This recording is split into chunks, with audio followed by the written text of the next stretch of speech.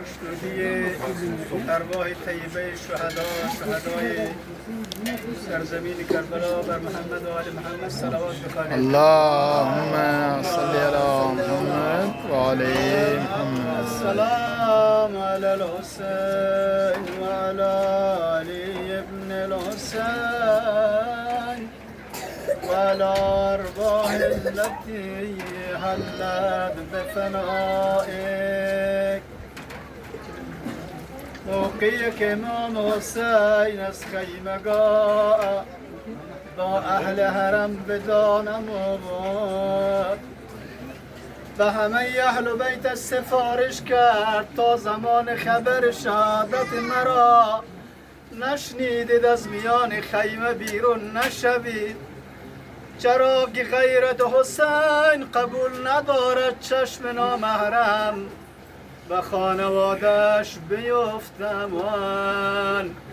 اما یک وقت صدای شیعه زلجنا پیش خیمه ها بلند شد، از همه جلوتر سکینه بیرون دوید، دیدن اسب سواری بابا زین و خالی از وجود حسین است. آمد پای زلجنا محکم در بغل گرفت، گفت اسب سواری بابا حسین مرا کجا کردی؟ بابای من کجا شد؟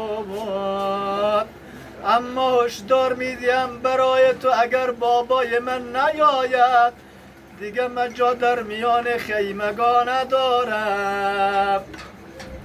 زلجناح میزنه سر از چه بر چوب خیام، در گمانم رفته بایم ز دنیا تشنکم. زلجناح اگر نیاید باب من غوغا کنم، بعد مرگی جانب خود برگراد مرگی باب خود رو جانب صحرا کنم. زلجناح رفت پیش خیمه زینب رسید، سر را به چوبه خیمه زینب محکم زد، صدا زد خواهر غم دیده حسین، من یک پیغام از صاحبم حسین دارم، یک پیغام از برادرت حسین دارم. او پیغام این است خواهر غم دیده من مادر ندارم، میخوام لحظه آخر سر من عوض مادر به دامن تو باشه جان بدم. با سر خود کرد اشاره زلجناح با وفا، زینبا تهجیل و رو اندر میان قتلگاه، چون که صاحبم حسین در حالتی جان دادن است، چشمهایش خیره خیره انتظار زینب است. زینب سلام الله علیها با عجله طرف میدان حرکت کرد، راب حمید بن مسلم از سپاه کوفه میگه زینب آمد بیابان کربلا را گردش میکرد، اثری از حسینش پیدا نمیتوانست. یک وقت عقده زینب سر آمد، برادرش را مورد خطاب قرار داد، ای گل زینب کجایی؟ در کجا خوابیده ده نشانی خواهرت؟ ای گل چرا پژمرده؟ ای گل پژمرده خواهر کجایی؟ من از طرف 66 زن نماینده هستم، باید تو را پیدا کنم، پیغام 66 زن و بچه را به تو برسانم.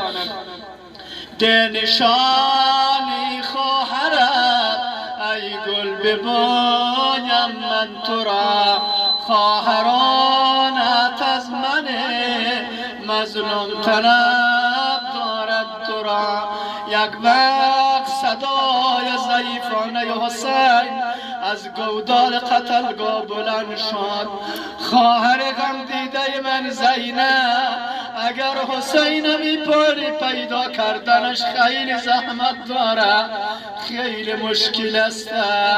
راوی حمید من مسلم میگه دیدم در یک موضعی از بیابان کربلا یک تلی از سنگ و چوب و کلوخ بود.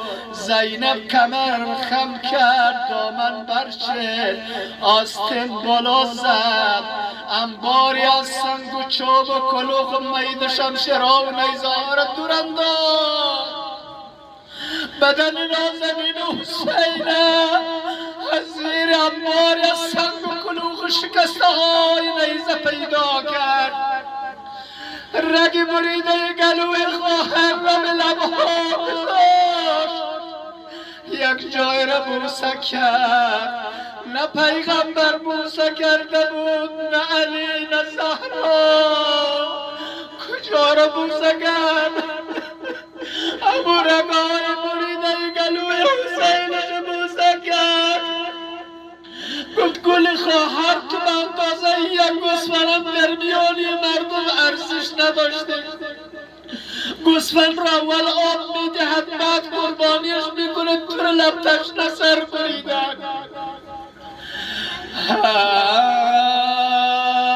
خیلی برابر چیست و حالت در تابوتا بی حناس، کرد و سیرا بد کسی یا تشنه یا بی حناس.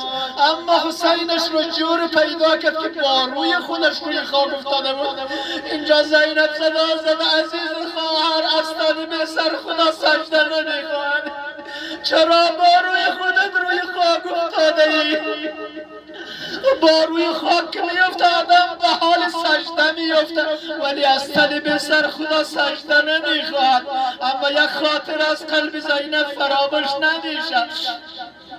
تو انتظار داشتی که عوض مادر سرم به دامن خواهرت زینب جان بدهد، ولی خواهرت دیر رسید.